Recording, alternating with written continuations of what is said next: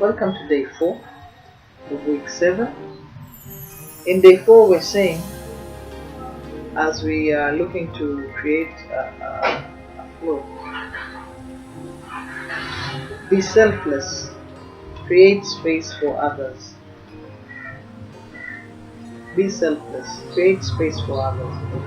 Our scripture for day 4 is Philippians chapter 2 verse 4. Philippians 2:4 says, "Let each of you look out not only for his own interests, but also for the interests of others."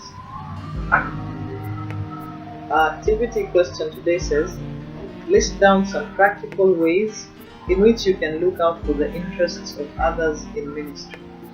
List down some practical ways in which you can look out for the interests of others in ministry.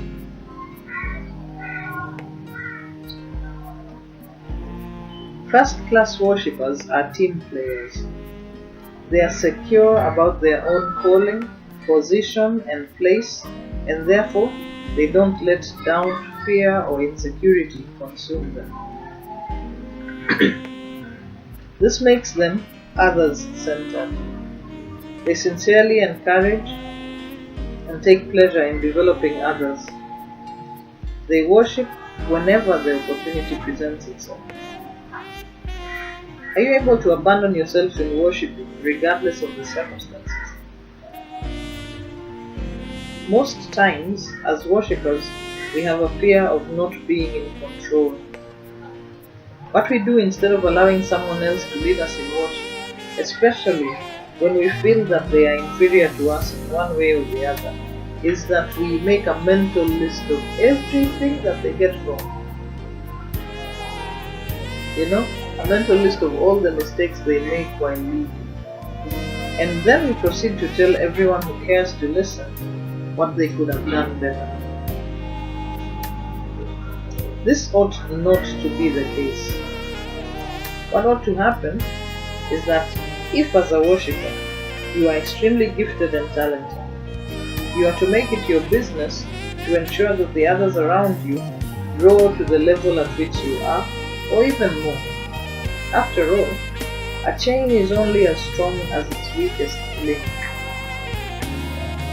Do not be stingy with the knowledge you have, especially if it has the potential to help someone else grow in their capacity and quality of ministry to God. Don't be stingy. Teach others. Bring them alongside you.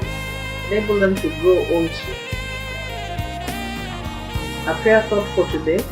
It says, pray that the Lord will increase your capacity for accommodating others who are coming up in your area of ministry. Keep you from being envious and teach you to celebrate the successes of others. And Lord, we pray that you'd increase our capacity for ministry. Increase our capacity for accommodating others who come alongside us.